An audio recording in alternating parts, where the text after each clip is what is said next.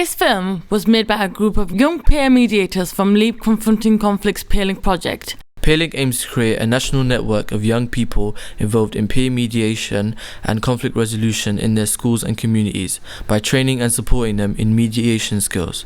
This film explores how you can use formal mediation skills informally amongst your friends and family.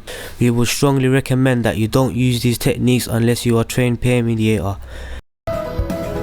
LEAP Confronting Conflict is a national voluntary youth organisation which provides opportunities regionally and nationally for young people and adults to explore creative approaches to conflicts in their lives.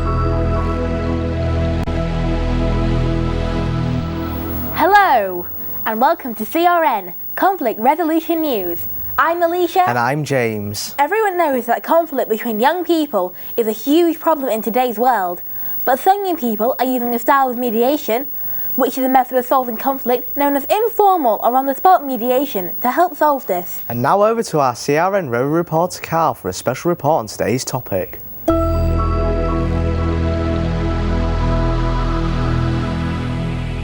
Hi, I'm here on the streets of Bradford, where a conflict has been resolved by using on-the-spot mediation. On-the-spot mediation, what is it? Well, briefly, it is a technique used to resolve a conflict before it gets any worse. Before we go into any more depth, let's have a look at what happened here last Thursday. Hey, what are you doing, man? Don't push me like that. You just stepped on my trainers, innit? Sorry, man. You're gonna let him get away with that? Yo, where you going, man? Come on, man. I've already apologised. You're gonna let him disrespect you like that? Hold my scarf. Hey Ali, CJ, what's going on here? This fool disrespected me. Disrespected you? What did he do? He stepped on my trainers. Trainers, let me see those. Are we gonna get those? Those are so cool. So Ali, what happened? This guy pushed me. What do you mean this guy? You stepped on my trainers. But I already apologised. I'm joined by Mia, who actually intervened in the conflict. Hello, Mia. Can you first off tell me what you were thinking just before you intervened? I'm thinking because I saw my friends and I knew them both. I knew that I didn't want anything bad to happen between them. They're really good friends, so I knew how to intervene then.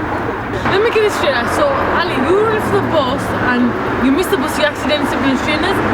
And CJ, you felt disrespected and annoyed. Yeah. And you felt you were being blamed for nothing. Yeah. Right. So where are you two guys going anyway? Cinema. Ah yeah, what time's the movie? 7? 7, you guys should help, you don't want to miss it. But before you go, don't you think we should sort this out? Because you two are friends. Yeah, CJ, I didn't mean to be disrespectful, man. Sorry. So I should have jumped to conclusions. You're paying. No, you're paying. You're paying. No, you're paying. Okay, I'll buy the popcorn if you pay for the ticket. No, you pay for everything. No, you pay. So finally, how was it actually resolved?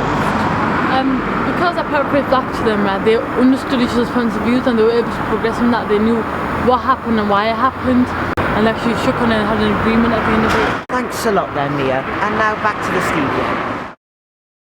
Thanks, Carl. Now, let's take a look at what Sahel, our special correspondent, has found out about on-the-spot mediation.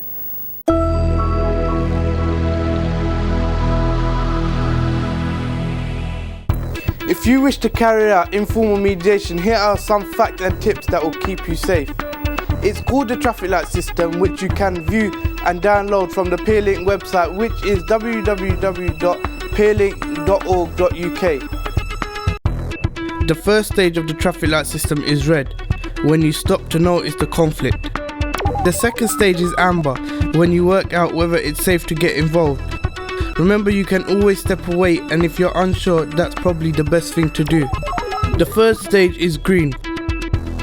Here is a checklist on how to assess a conflict. You may want to step away if there is a large number of people involved, as you may become the target. The conflict is violent or potentially violent, as you will put yourself at risk and end up getting hurt. The conflict involves people with authority. You may want to intervene if you know the people involved, you're familiar with the area you're in, you have the support of a friend. Remember, it's okay to walk away. Here are 4 questions you may ask when you intervene. What's the problem? What effect is it having on you? What do you need right now? What can you do now?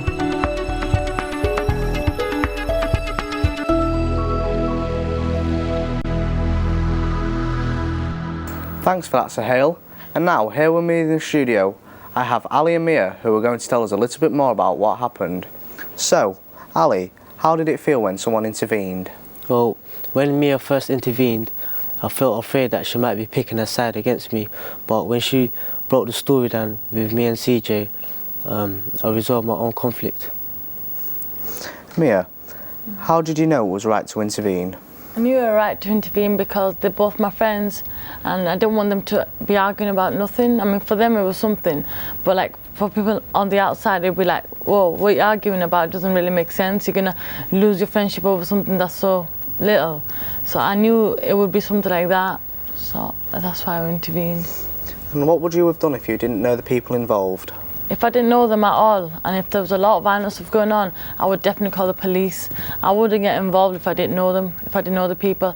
If I knew them like maybe a little bit, there's a possible chance I'd get involved. But if I don't know them, I wouldn't get involved because my safety matters more to me. Okay, thanks for that. I'd like to thank you both on behalf of CRN.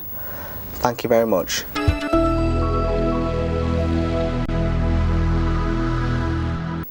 And now I'm joined by CJ and Sarah, who are going to give us their take on what happened. So, CJ, how did it feel when someone intervened? Well, at first I was kind of annoyed because I was in the middle of an argument, and I thought to myself, well, who does this girl think she is, distracting me in this conversation? But as she went on, I realised that, you know, she was just trying to help and to make the situation better. Sarah, what were you thinking during the situation? At first, I just wanted to fight because I thought it'd be funny, but as it got more serious, I realised it needed to calm down, so I was glad she intervened, and I just wanted to go to cinema. Okay, thanks for that, guys. And now over for the opinion on the streets. Well, I would do if it was two friends and I knew that it was safe. If it was two sensible friends just arguing, just irrationally, then probably because I wouldn't want my friends to fall out. It depends, because if the person that you're trying to stop arguing has like knives or guns or something, obviously you're not going to stop them from arguing. No, I wouldn't use on-the-spot mediation because if I didn't know them then I wouldn't get involved because they might turn violent on me. I myself wouldn't use informed mediation with two strangers as I wouldn't get myself into any danger. But if it was between two friends and I knew the situation completely, then I would like to get involved just to try to resolve the situation. And finally, here is some footage that shows that young people today are getting better at problem solving than adults. 3, 2, 1, action!